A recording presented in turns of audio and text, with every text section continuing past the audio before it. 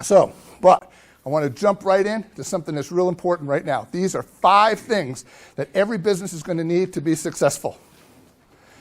And there's a reason I didn't put them on the slides, because I want you to write these down. Because when you write them down, you will remember them. And then when you revisit them in about a week from now, it'll stay with you probably for the rest of your life. All right?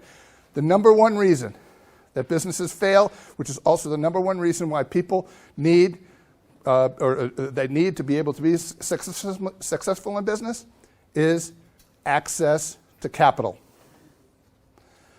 85%, I read this in another article this morning, 85% of businesses that fail from cash flow issues. They run out of money. I used to have a co-counsel that used to be a friend of mine. And he'd just tell me, he said, Steve, if you have a successful business, you'll need more money. Would you agree with that statement?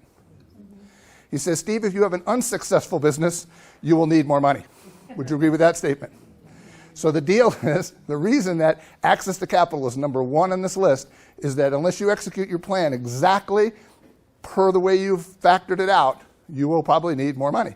Either you will grow or you will be a little bit slower than you expected to, and you will need to feed the beast, and someplace you'll need access to capital. And we'll talk a little bit about that and where those sources kind of come from. Number 2, business acumen. That's why you're here today. Many of you are what we call technicians, and we'll talk a little bit about that as well. Many of you understand the technical parts of your business, but don't necessarily understand the language of business. What is an income statement, and how is that different from a balance sheet?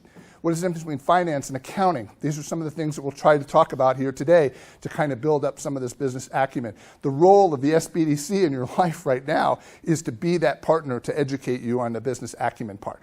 Okay? Because we can't necessarily help you with the funding part, but we can help you with this business acumen part. Number 3, energy. This is not a 9-to-5 job. You don't turn it off at the end of the day. I work every day. Saturdays are my blog days. All right, I write my Monday blogs on Saturdays. I curate articles. I read 2 hours a day, every day, reading articles, amassing those, trying to pick the 4 best articles to put on my blog posts on Mondays. This happens all the time. When I go on vacation, I bring an iPad with me or a laptop. I am constantly doing things. Every time I see things, if I'm traveling between one location and another one, I'm listening to a book on tape, trying to get out a nugget of information that I can try some type of an experiment to see if it really works or not. Right? Those kind of things. It is something that you will not turn off. Okay?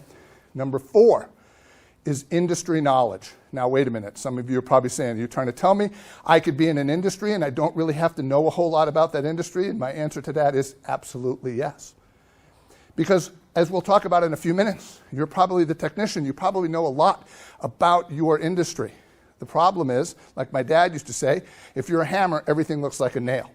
Okay? And so the fact is when things start going bad, you begin to work in the business, not on the business. All right? And as a matter of fact, just for people, there's different ways to get into business. We'll talk about that as well. But if you were to purchase a franchise, many franchisors, if you have any industry knowledge, you will be immediately disqualified. If you are a good cook, you will never get a restaurant franchise.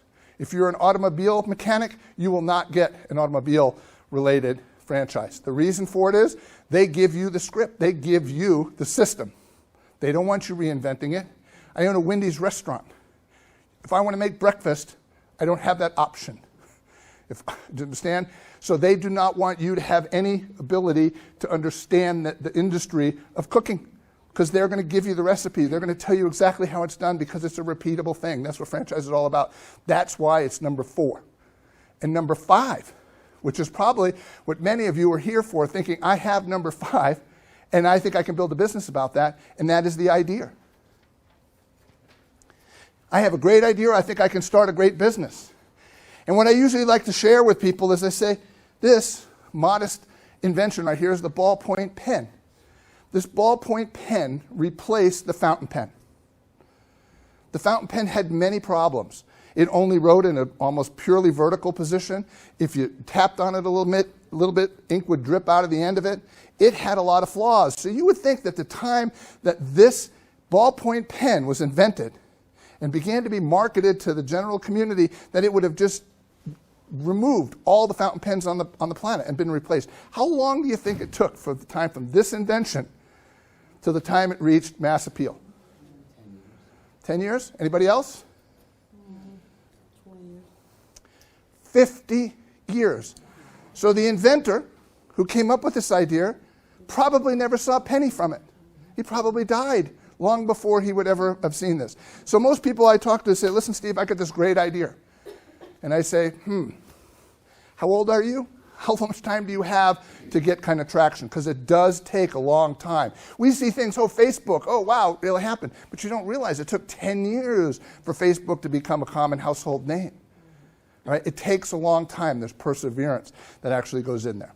Okay? So coming up with a great idea is not necessarily going to be the be-all, end-all, and that's what's going to drive it. It happens to be number 5 out of 5 on that list of important things.